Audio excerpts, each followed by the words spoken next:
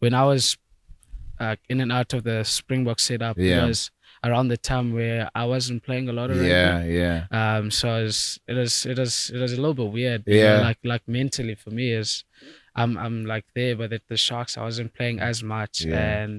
and also I was like to take responsibility at the time. I was like struggling with playing like consistently, Yeah. putting in a lot of good games together. Mm. So I'd have like two good games, one bad game.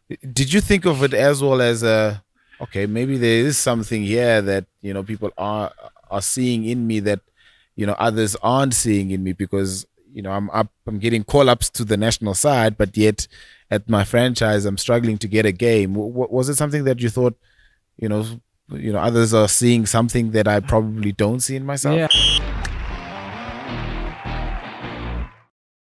Hello and welcome to another episode of the All Rounders SA podcast with myself, Pila Sande Siklaba, and Nono Pongolo, who isn't here again. I must actually explain where Nono Pongolo is because people are going to say, but he's not here, what's happening? The man actually has a job, which is to coach people. So he's down in Stellenbosch for the university's week. I think it's from the whole week of the 1st of December. And then he'll be back again with us a little bit later on. So all the best to Nono Pongolo and Wits down at the university's week. And hopefully they'll do well. But we are here at a very iconic venue because if you can see behind us, it's got nice branding here. It was the scene of the 1995 Rugby World Cup final, but also it's the home to the Emirates Lions. Emirates Lions, right? Yeah, Emirates Lions. Am I getting that right? 100%. And we've got a really special guest with us today on the show. Man born in Alice in the Eastern Cape, went to Durban. Don't know why he went to Durban, but we'll find out why he went to Durban. Please welcome Emirates Lions. I almost said scrum half, but he doesn't play scrum half anymore. Please put your digital hands together for Sanele Nohamba. Thanks for having me. What an intro. Yeah. It's grand, ne? No, yeah. I made you sound so great. I'm not even there. Yeah? I'm not even there. No, good. Thank you so much for your time, bruh. I know it's a busy time for you guys in season. URC Champions Cup, nayo. So we really appreciate you having a bit of time for us. Mastale Kalen, because a lot of people don't know who Sanele Nohamba is. They only just see the rugby player. Is the Sharks, the Springboks, the Lions, and Goku. You're born in Alice, right? Yeah, I'm born in Alice. In a small village called Kwamavos. Oh, Imela kwamavuso. No, if you're from the outside, you'll think like that. Oh, okay. But no, it's fine. Yeah, born there, grew up there. Most of the family is still there. Yeah. Mom and dad is still there. Yeah. Obviously, my siblings are, all over the place Yeah. working and whatnot. But yeah, grew up there, loved it there. Yeah. Playing around, not worrying about anything. Yeah. Yeah. How was it like growing up, Alice? No, it was. Dodgy man, lapha kwamavuso. No. If you come from from that side, when the street lights come on, you must go home. Oh, you know the survival kit, yeah, kwamavuso. 100%. But yeah, it was good. Going to school in Alice as well, primary before going to Dale. Yeah. That was great. Lots of mates. I'm still mates with most of the guys that are still around there. Yeah. Yeah. I didn't know anything from the outside, so I didn't see any problems. Like on a day to day, is just playing around with other kids. All different types of sports. Just hanging around, going to school. I think it was cool. Yeah. All different kinds of sports. Rugby, rugby gazine. Was it something that you just picked up and you sort of played and carried on, and you saw there's potential in this rugby thing? I think rugby was probably had a bit of an edge. Yeah. Compared to other sports, because that played there's a club village club rugby, Yeah. called Sunday League. So my dad played, my uncles played, Yeah. my brothers played. Yeah. So on a Sunday morning, I used to dodge church to go watch some. Yeah. So Hitting, no. So I grew up on like next to the rugby field, just watching some village club rugby. So I think that's where the passion came from, But then obviously when you're with mates, you play soccer, play cricket, dlala amapitch, yeah. It's not an international sport, I'm a page, you guys. Oh, yes, sir.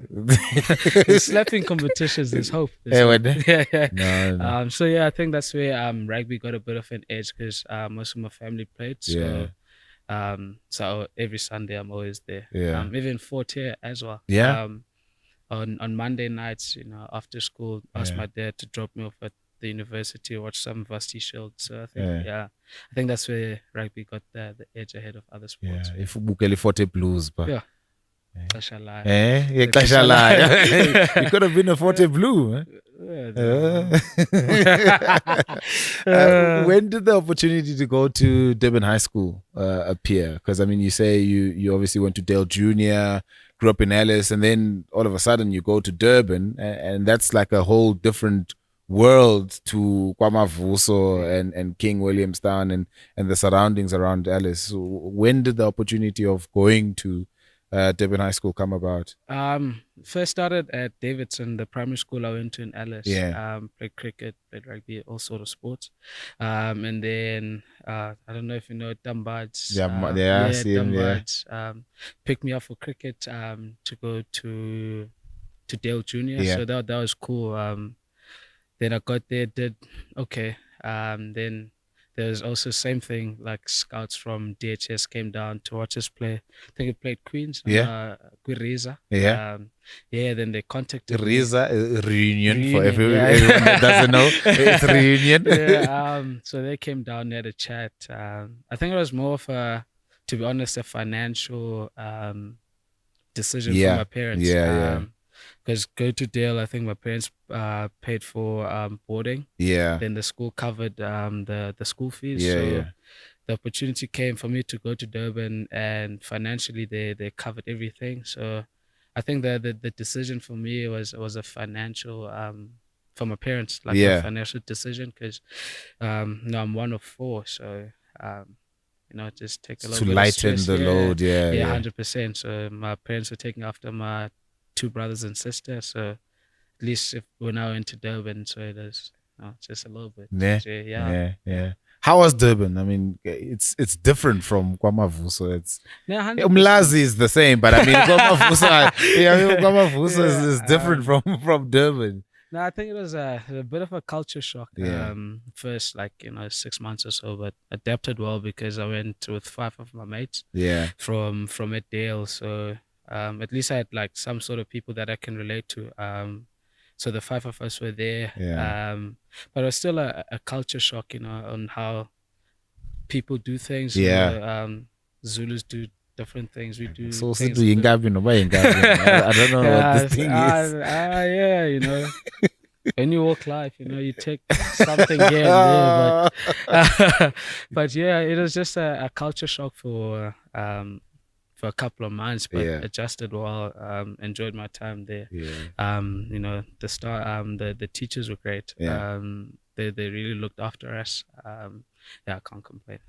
Craven Week, how was that experience going and representing obviously the Sharks at junior level, and then just sort of thinking that this could be something that I can do for a living? They came a little bit earlier before Craven Week.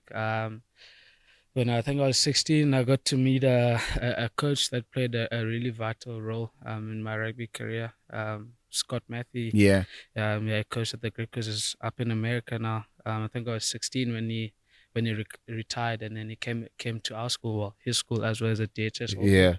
I think it's someone I really connected with at the time, and he gave me advice on how to play the game and what to look for, like things like that, and even off field as well. I think he was probably like a older brother sort of vibe. It's someone who molded my way of playing a bit. So I think he's one guy that convinced me to have a crack, you know, at the age of 16 when I was at DHS when he came after he retired. So I think, yeah. Outside of Scott Matthew, who did you mold your game on? I mean, there's been so many great scrum halves around, not only in South Africa but around the world. I mean, there's been so many. Like, can you say there's one that you said, this guy, I want to play like this guy? Yeah, there's definitely someone, Morgan Parr. Morgan Parra, Yeah, from France. yeah, Really? yeah, 100%. Enjoyed watching him play when I was young. Yeah, then I looked up to him for a lot of years, and then as I grew up, you know, you tend to look at different people, you know, take bits and pieces from different guys like Aaron Smith, someone like Conor Murray. So those guys also, like, I took bits and pieces from their game, trying to, you know, put it in my game and see what we can come up with. But Morgan Parr is probably someone I really looked up to. He could kick. Yeah, he could kick. 100%. That's why you're playing fly off now. Like, I want to kick like Morgan Parra now. Obviously, your time in Durban was quite fruitful. You obviously played provincial rugby for the Sharks, and then you graduated and obviously played for the senior team. That experience of being there, I think that was your first sort of venture into professional setups at the Sharks. How was it getting your first contract? You know, realizing that this thing is now happening for me. I'm a professional rugby player now. I got to treat myself like one. I got to eat like one. I got to train like one.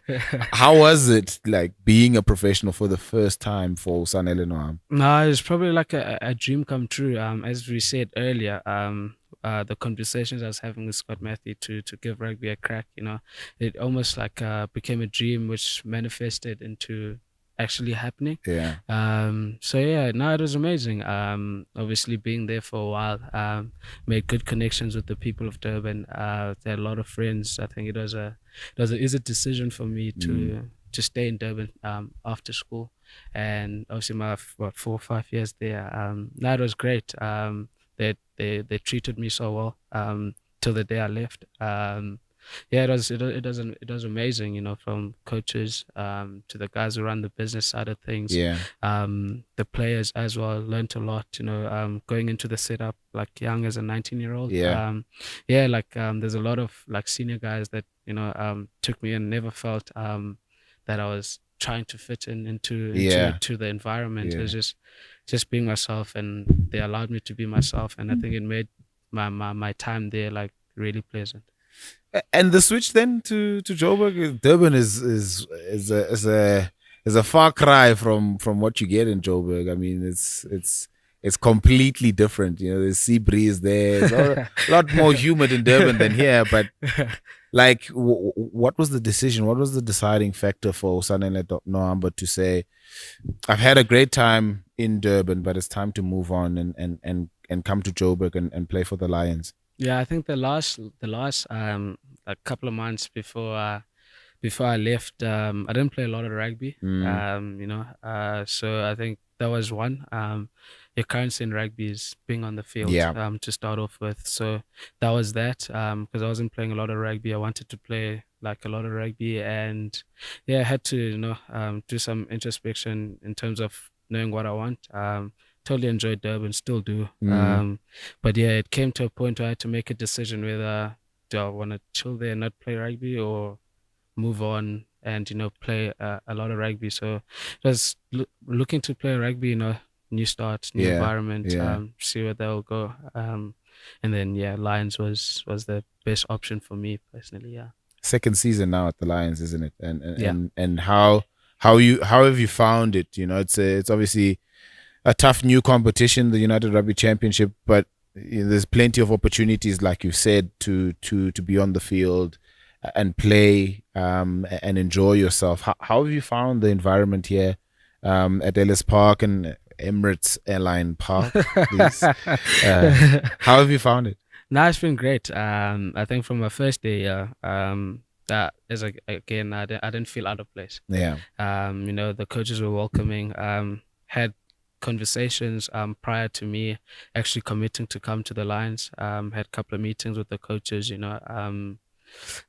trying to find a common ground or a base on what I want and what they want from me. I think that having those conversations prior to me making the decision to actually coming, I think it helped a lot. So once I'd made the decision that I want to come, so be Lula, it is they weren't like strangers. We've sort of established some sort of relationship. And also coming here, I knew a couple of guys. These guys I played with and against, like in the junior ranks, school, Craven Week, stuff like that. So somewhat of mates.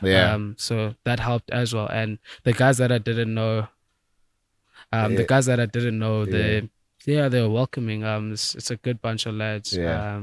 It's really chilled. Like from the first day I got here, it just straight into business. Let's move back a little bit, and we'll speak a lot about the Lions, and sort of where Sanele Nohamba wants to go, in his time here. But let's move back to, I think, 2021, 2022, somewhere around there, where you're in the setup of the Springboks. Your name's been mentioned there. You're in a couple of squads. Did that make you feel like now the responsibility of me playing rugby, being a rugby player, is increased now that I'm in national contention for the Springboks? And how was that experience for you to be able to be part of those squads, playing with those kind of rugby players, being coached by those kind of coaches? Did it open your mind up to the possibilities of international rugby and what could be in the future for you? Yeah, 100%. It was great being in and amongst the group, the Springbok group. They're world class as they've shown in the last 8 years. I think for me, going back to what I said, that I wanted to play rugby, being on the field. When I was in and out of the Springbok setup, it was around the time where I wasn't playing a lot of rugby. So it was a little bit weird. Like mentally for me is I'm like there, but at the Sharks I wasn't playing as much, and also I was like, to take responsibility at the time, was like struggling with playing like consistently, putting in a lot of good games together. So I would have like 2 good games, 1 bad game.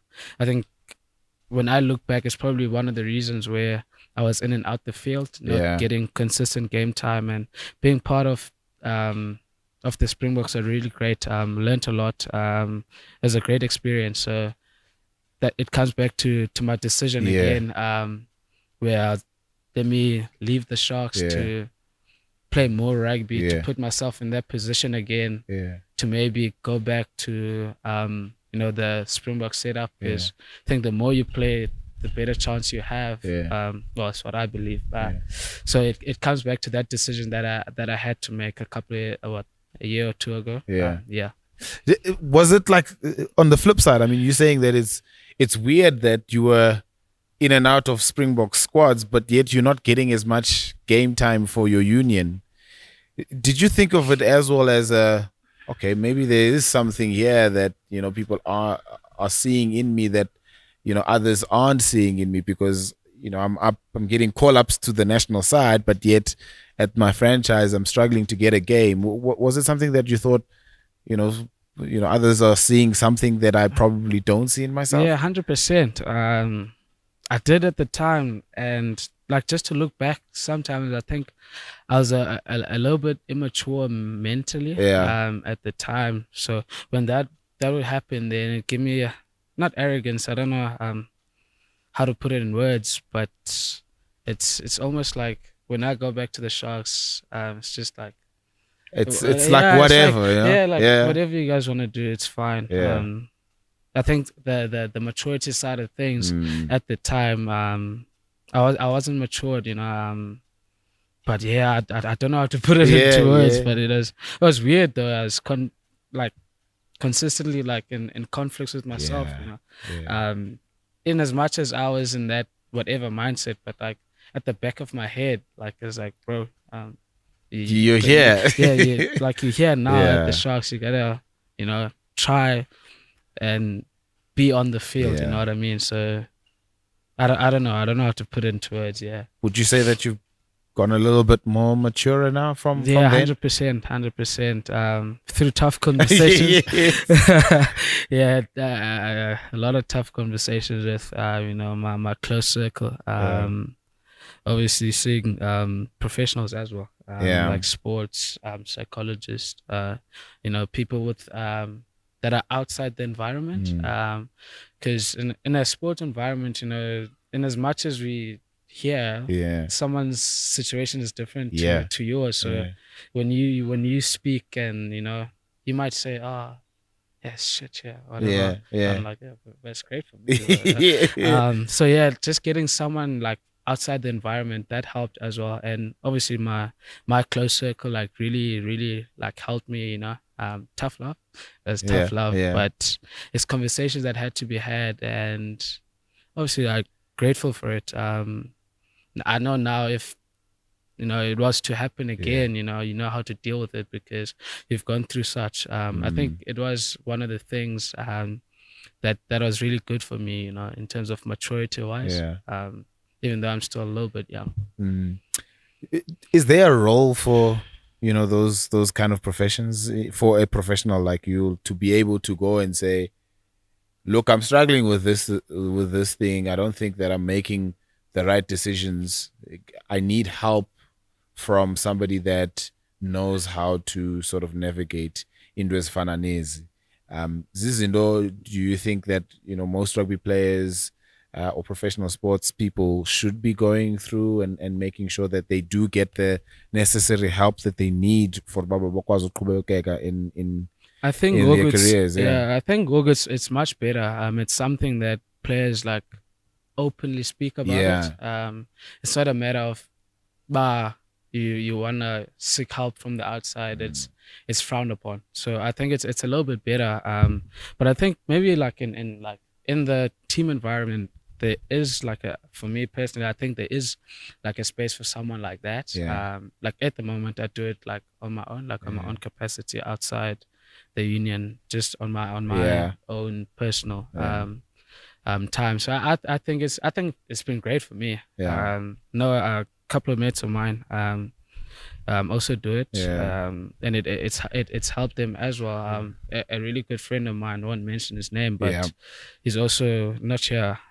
He was struggling with a lot of injuries, like every year, like he'd go for operations, and like it frustrated him, Yeah. like to a point where he's like, maybe, Mandiyeke le nto. yeah, like Yeah. maybe. And he actually like went to the lady that I see, and Yeah. yeah, it's helped him. He's in a great space now and is playing some good rugby. So yeah, I think that it's important. Yeah. Let's come back to the Lions. You obviously make the move here. You settle. The first year, I mean, it wasn't a great first year for the Lions in the United Rugby Championship. There's a lot of factors to that. I mean, as a young side, there's still quite a bit of young guys that are still gaining experience. But that first year for you playing consistently now and finding your feet in Joburg in a new environment, new team, yindo konba, it's settling me now a little bit as a rugby player, as a person. I can finally sort of enjoy not only my rugby but also my life. And just a new environment here at Emirates Lions Park. That first year, how can you describe that first year here in Joburg and at the Lions? I think there's two sides of it. It's obviously a team's perspective, and then like the individual. I think as an individual, I think I had a good year. In terms of performance wise, something that I strive upon. Like I want to put in performance like week in, week out. Yeah. And I think it's something that, improved from my time when I left the Sharks. I think it was a massive jump actually. And then obviously for the team, for the team's perspective, I think obviously that's we didn't want to finish 9th or 10th. I'm not too sure. That we weren't happy about, but obviously, like the group came closer. Yeah. Got to know each other. As you said, there's like young, experienced, non-experienced. So that the gap between the two sort of groups of players sort of like met each other in the middle to sort of mingle and understand each other and understand the way we want to play. And start of this season is something that like it was just like almost like free flowing. It's just easy to play. Does the fact that there aren't any active Springboks in the Lions squad, I mean, there's obviously Willem Alberts and Andres Kutsia who've played for the Springboks before, but does the fact that there's no active Springboks at the moment in this squad really just makes you guys want to do well? Because there's no there's no point where you guys are going to have a couple of guys missing or because of rest or whatever. Does it make you guys like, listen, we've got a real chance here of actually just going full out and really 100%. causing upsets? 100%. It comes back to that gelling that I said that we sort of struggled with previous season, where we struggle with consistent performances. So now week in, week out, you train with the same guys. You play with the same guys, the whole squad, I mean. So we get to, know each other a little bit better. And then, at the end of the day, it's a team sport. So the better that you gel as a team and get on one page, like quickly, I think you put yourself in a position to put in good performances, which will ultimately give you wins and, playoffs.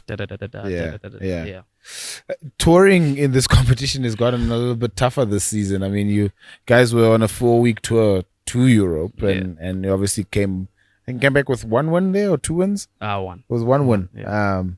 It's a total smash and grab there, but we won't speak about it. A total smash and grab. But do you view the competition structure as something that you guys actually enjoy? I mean, you go 4 weeks away and then you come back and then you have a nice long run of home games, and then in the middle of that some South African derbies around the country. The format of the tournament itself, how do you guys see it? Do you guys relish it, going on tour for that long? It's almost like Super Rugby again, you go for 4 weeks and then you come back again. Is it something that you guys really enjoy doing? 100%. I think having played Super Rugby a bit, it's the same thing. It's not like I have to adjust. Like we went for like a week tour, like a 2-week tour. It was still like 4 weeks, whatever it was. And yours is the same. It's just going somewhere colder. That's all. And not real grass. 100%. But besides that, I think it's the same. It's just at the end of the day, you gotta get it done. Regardless if you complain or not, you gotta get it done. So we don't look. It's a challenge, 100% playing away from home. But it's something you gotta get done, and Do you believe that it's a period where Lions rugby can go back to where it was during the latter stages of what Super Rugby was, with those 3 consecutive finals, and then really trying to get people into the stadium supporting the Lions again?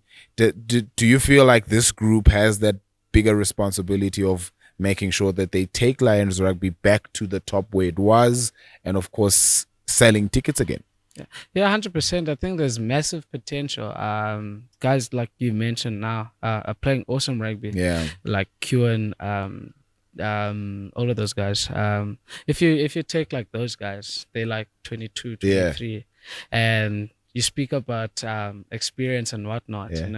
You get a guy like example, Ruan Fenter is 22, but with close to 30 caps.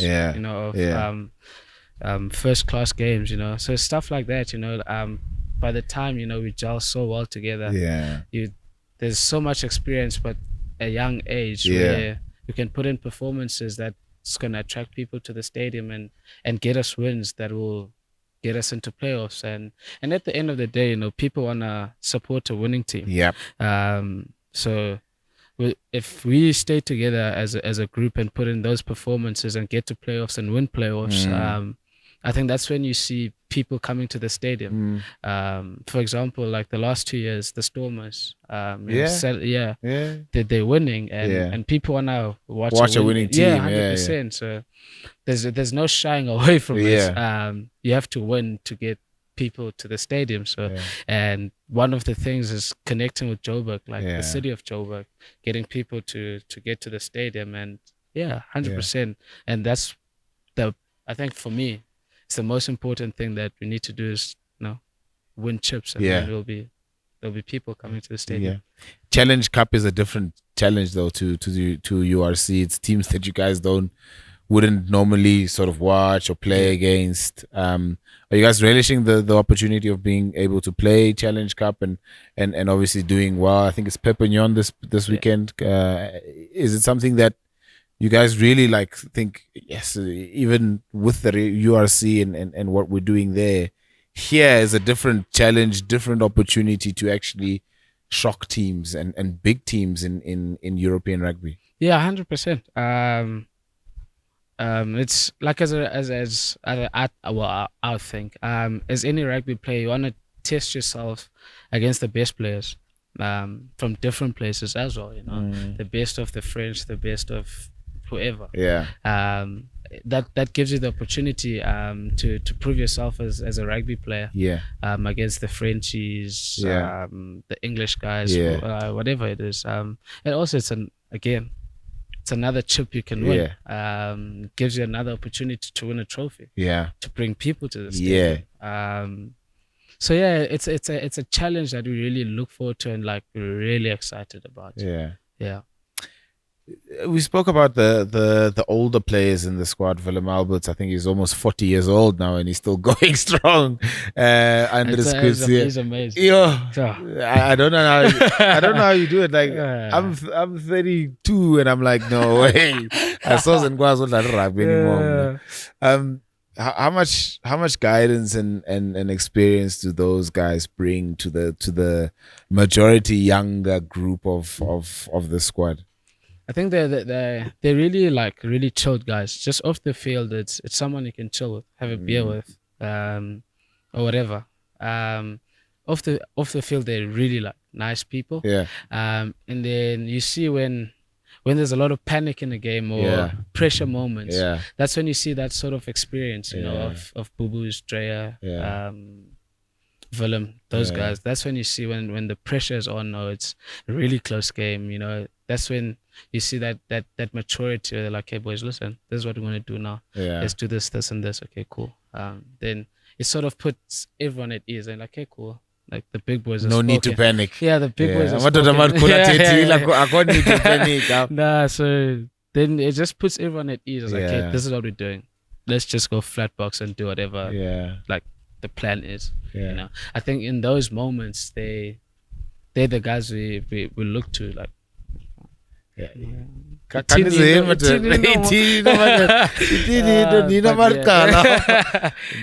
they really great for the squad. Obviously nathi siyafunda kubo on the go. So when they're not there, then you can be like, okay, cool. How do you view competition? I mean, your team environment is always going to have competition for Indau, for the skipper. Yourself and Mone van der Berg obviously play the same position, but now you obviously, we'll speak about the fly-off thing in a bit, but you and Mone van der Berg obviously play the same position. And how do you view competition for places in the squad, in the starting lineup, particularly? I think competition it's something that's really healthy for you as an individual. Because if competition is not good, then pola good training. So you always so it's something that's really healthy. I think from Mna as a Sanele, it's just to train well and put my best foot forward. But at the end of the day, the decision is not, it's not up to you or your Yeah. competition or whoever it is. At the end of the day, the coaches make those decisions. Yeah. So the best thing you can do is put your best foot forward at training, because Yeah. that's where they get to see you almost play. Yeah. So if you do that, and then I think there's not much you can do. Yeah. So yeah, it's something that we speak about all the time with Krapi Umorne. Yeah. It's obviously like when you're training, like I'm gonna put as much pressure on you as possible. Mm. And he'll do the same for me. Yeah. Then when it comes onto the game, then it's a little bit easier, if Yeah. I can say it that way. And yeah, back to that. As is big, Yeah. as is big. Yeah. So if I can put my best foot forward and he can, and like we can push each other to get better, then You both go up at the same time. 100%. Yeah. And Yeah. then on the weekend, then whoever that has to do the job, then He knows however, they're ready. like, go Yeah. for it. But competition, it's great for an individual. Playing fly off then. Maybe it's the competition. Then. Yeah, maybe that's the competition. Yeah, It shifted you to fly off. Is a decision yokuba mawudlala 10? Have you ever played 10 before? Yeah, I played 10 like primary at Yeah. Dale. I played 10 at school, 9, 10. Yeah. Obviously played 9 at the Sharks. Played a bit at 10, like a couple of games. Yeah. At Super Rugby at 10. Then yeah, it happened actually like end of Currie Cup where Yeah. I remember. Yeah. So I had like 2 weeks off, went home, chilled, came back Monday mornings. Like, yo, Jordan and Gianni are injured. So damn, okay. You want to play 10? Like, yeah, sure. Whatever. So Cash asked you, do you want to play 10? Yeah. And you were yeah. like, Yeah, it was a Currie Cup game against Cheetahs, played 10. just give me the 10 jersey and fine. Exactly, yeah, it's whatever. Pulile coaching fine. Pulile coaching fine. And you know, you must give that modest answer. Yeah, okay, so as long as I'm on the field, I'm fine. Yeah. So that came up, played that one game, Currie Cup. Mm. It was fine. And then again, Gianni got injured like a week before our first game. Yeah. Then Jordan played 10, and then Coach Cash again was like, just have like a rep or two at 9 at 10 at training, just you know, if anything happens. Yeah. So I was like, yeah, cool, Coach, no stress. Trained, and then played Stormers. Yeah, then I saw Morne coming onto the field. I was like, oh, I'm done now. I said, nah. Yeah. You Like, stay. "Nah, you stay." He's like, "Oh." Yeah, so that happened. Yeah. It was something that was always like just, it was there on the table from the coach's side, and they did ask me if like am I keen. So I was like, yeah. It's nothing new. I've done it before. Yeah. Primary, high school at the Sharks a little bit. Yeah. So it wasn't a shock, but like something like it was a just in case. Yes. When it started. Yeah. A Just contingency plan. Hey man, look at me now.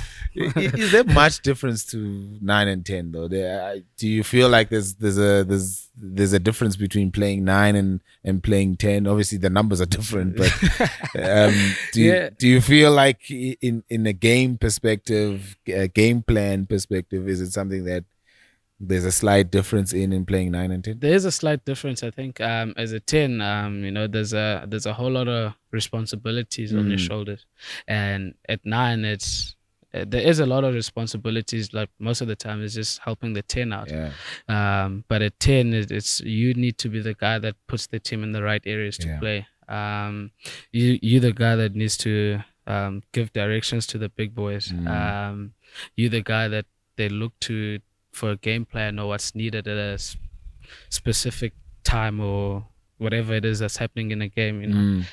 So like most of the core driven values is around Based 10. on, Yeah, he makes those decisions. As the 9, you sort of guide that decision the 10 has made. Yeah. I think that's the only difference for me, but it's It's like like another number for you. yeah. You're trying so hard to be so humble about this thing. I'm going to put you speak about like a lot of the game plans being centered around position yako, which is currently 10. I've watched the games that you've been able to play 10, and you've played really well. Ball in hand, directing the play there, but kicking is also something that is so important for a number 10. We see it in international rugby. We saw it with the Springboks, Henry Pollard coming back in and sort of guiding the Springboks towards another World Cup title. Has it something that you work on? Is it something that you work on a lot, your kicking game, both out of hand and for poles? Yeah, it's something I've worked on like throughout my career. At under 19s when I was at the Sharks, I kicked for poles. When there was a time when I played Currie Cup at the Sharks, Kevin got injured. I was playing with Peter Chamberlain, and then I was kicking for poles. It's something that I've worked on like really hard, and obviously with a lot of help as well. I was lucky enough when I was at the Sharks. I worked with Coach Bram van Straten. Yeah. So there's something that we were constantly working on. Kicking out of hand, kicking for poles, kicking for line, whatever sort of kicking, whatever related. So I had him as a coach, which he helped me a lot. And then obviously moving here, like the first season was something that I worked on my own. And then now this season we've got Horne Stein, it's probably second to none. Yeah. So he's I work with him like a lot. So yeah, I'm lucky enough to have really good coaches to help me do it, but it's something that I've done throughout, from school, coming out of school into my career. Speak about that working relationship with Morne Steyn. He's obviously a legend, not in this part of the world, but a little bit that side. Speak about that working relationship with him, being able to feed off a guy like him. He's been there, done that. He's got 2 Lions medals in his back pocket. Crazy. It's crazy, actually. It's crazy. Do you learn a lot of him? Are you a sponge? Do you sponge a lot from people like you said Bram van Straten and now Morne Steyn? Is it something that you really look forward to coming to training to work with a guy like Morne Steyn? No, it's incredible to think about it. He doesn't try to change it a lot. It's just maybe like fix 1 or 2 things, but the one thing that really excites me is having him there like on a daily, just to pick his brain in terms of like what to look for in a game. Like mindset wise as well, when you go into a game, like like preparation, what do you look for, triggers, and he kicks the ball really well, but like not just really well, he finds space. So like just picking his brain, say, okay, cool, like I see you go for spaces like that, like what's your triggers, stuff like that. I think that's the one thing that really excites me.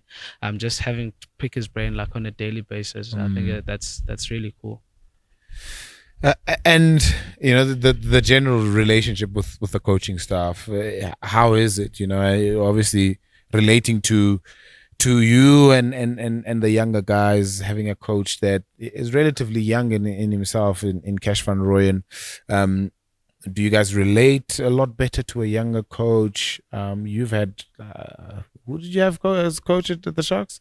Sean Everett. Sean Everett is okay. He's very good with the younger players, but do you relate well with a younger coach like Cash van Rooyen? Yeah, I just think for me personally, like it's not an age sort of thing. Yeah. It's just open door policy, transparency, puts everyone at ease, and that's how it's been. So it just makes the relationship easier. It's easier to work with. So yeah, I think the way he drives the team around, having clarity like on a one-on-one basis, having clarity like in a team sort of environment. I think that helps, like because you see him every day, and it helps the relationship. It's not like it's not your boss sort of thing. It's really chilled because he's open and honest, and that's, as a player, that's what you want. And I think for younger players, as well. That's what you want, but sometimes you don't hear what you want to hear, and then you're like, oh fuck. I don't like this coach. I don't like this coach. He doesn't like me, but if it's open and honest, there's no more accept gray it better. area. It's just a matter of you taking it how it is. Yeah. Career goals for Sanele Nohamba going forward. I mean, you've made this move now. You're playing consistently. You're playing regularly. You're playing two positions. Do you look back at the time when you were at the Springboks and you think that's the environment I still want to be in? Given the fact that what they've done now in France and going back to back, there's plenty of opportunity now going forward into another new 4-year cycle ahead of 2027. Do you look at that and you say there's opportunities there? I can get myself back there again if I do well here at the Lions. Yeah, 100%. That's a goal I've had even before they'd achieved what they'd achieved 2019 and this year and the British and Irish Lions, whatever. I think it's a goal that's always been there for me, to get the opportunity to represent my country, and it's still there. It's still a passion that drives me to perform, and the only way I think I can achieve that goal is putting in good performances here at the Lions, just to start off with. I think if I play consistently well here, I think I give myself a shot. Yeah. And it's definitely an environment that I wanna be in 100%. And the only way I can get there is to do well here. Yeah. Because if you're not performing for your franchise, how do you expect to get there? Yeah. But it's a goal that's been there ever since I started playing like professionally. Yeah. And it is still driving me to perform. Yeah. Have you had conversations with coaches to try and get yourself to a level where you're being noticed by the national coaches? It's not something I've really focused on at the moment. It's just the conversations I've been having with the coaches at Lions is how can I get better? Glivig. Yeah. Next week, Pendant. You don't want to, even though you're playing well, you don't want to stay. Yeah. So you just, go on an upward curve. So and then Tetanga, okay, cool. Yeah, I had a good game, but ubone ntoni nga improve. Bone ntoni mhlambe ngayijonga for next week.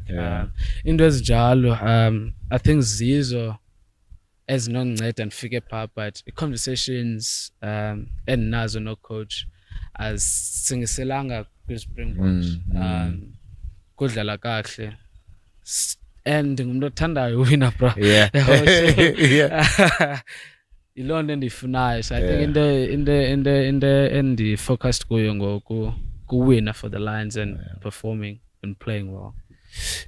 Zindoni izinto ezonenza baba nikwazi uwina for the Lions, your goals for the Lions to be able to ufikelela kwi playoffs, kwi finals.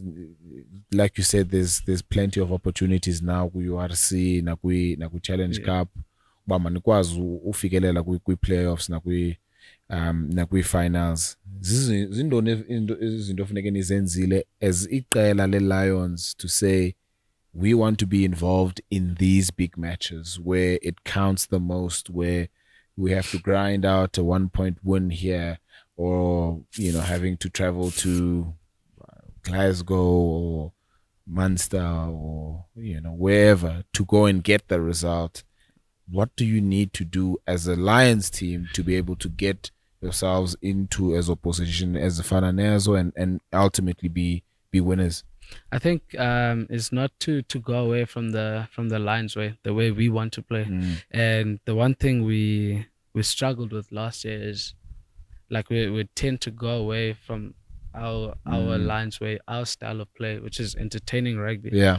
We'd go away a little bit. That's where you find that inconsistency in performance.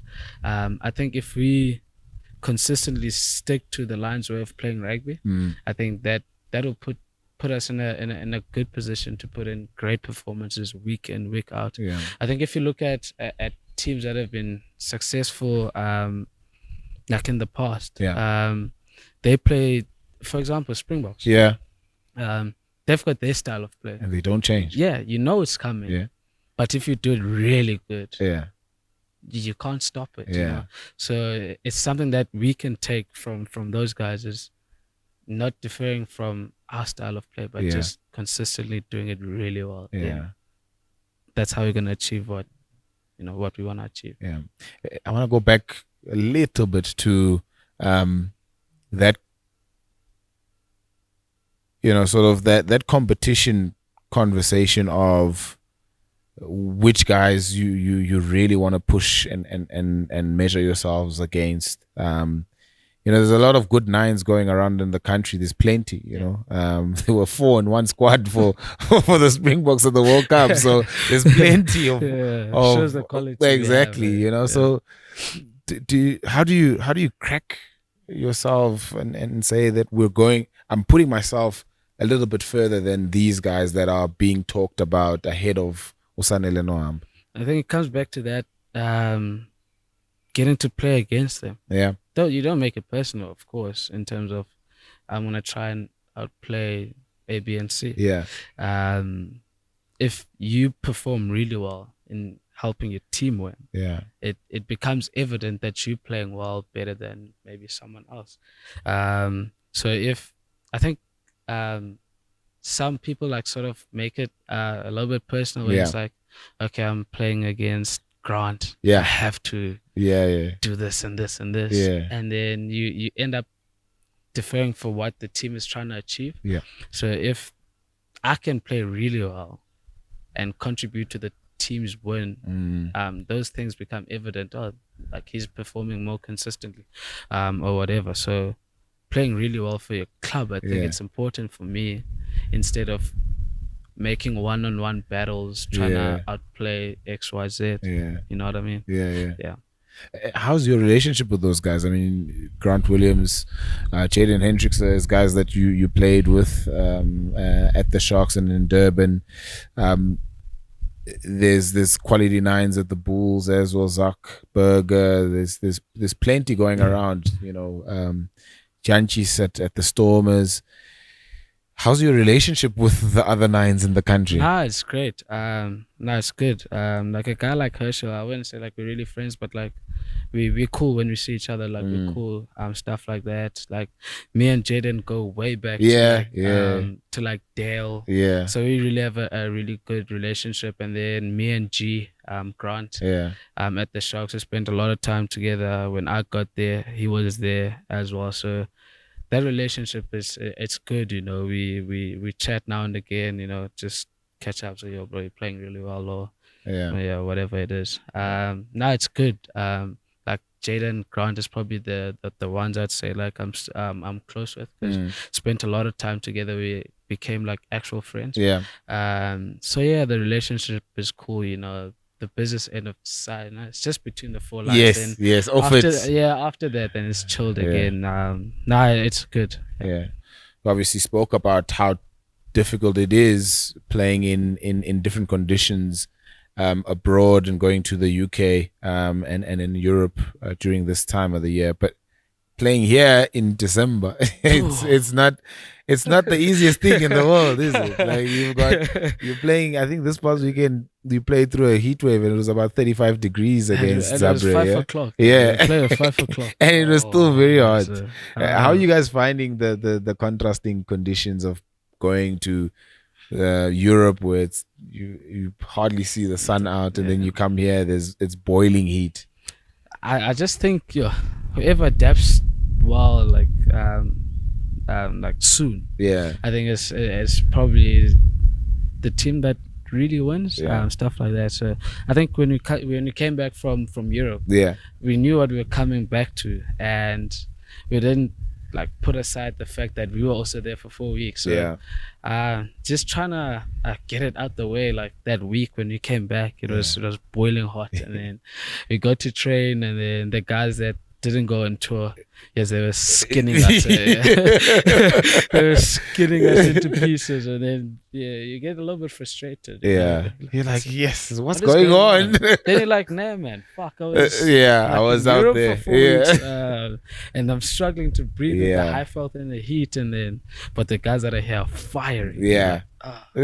But yeah, like the build up to the game, trying to push yourself as much as you can during the week. So when you get to the game, it's a little bit better. We were sucking and puffing on the first game. Don't get me wrong, but just trying to get acclimatized as soon as possible is probably something that helps. Yeah. You said you've got a bit of a 10-week period where you can be able to go home, see family. Yeah. Is that still something that's so important to you? Family, going back to see them, spending time with them, especially during like the Christmas period. Is it still something that's so close to your heart to be able to go and go back to where you come from and spend time with family? So ready, so lonely man. I think now it's close to my heart. I think having not experienced Christmas and this time, especially closer people around this time, not getting to experience that last season. I remember we played down in Durban. Then we had like all the closer guys, we just came together. Like I spent the weekend there with Fasi, Lukanya and them. We had like a lunch together, but it's still not the same. It's not the same. You look back when it's like on a yearly, you take it for granted, or you don't realize how nice it is. Yeah. Then when it's taken away from you, then it's like, oh shit. Tukhumbula kwamavuso. Like something that's close, and also like throughout the year you don't get to see them unless my family comes up to Joburg like now and again. Don't get to see them as much, but especially around this time, there's cousins that's no, that I think that's something I'm really looking forward to in the 10 days or so that we get to go home for Christmas. Sanele, thanks for your time, bro. Really appreciate it. I mean, I think a lot of people now will get to have a bit of an insight, not only just the rugby player, but also the person behind the rugby players. And it's an important part of why we do this podcast. We don't just want to know what if you want to play for the Springboks. Obviously that's obvious. It's an obvious question, but what drives, what motivates you, what really makes you the person that you are. So thank you for your time. Really appreciate it. And all the best. Thanks for having me. It's been great. No, I'm not far from Alice, so ndiyafika nge-22 no, great. Thanks for having me, brother. Great. Travel home safely. All the best in France this weekend, and hopefully we'll get to chat again a little bit later. 100%. Thanks again for joining us on the All Rounders SA podcast, and we'll see you next time.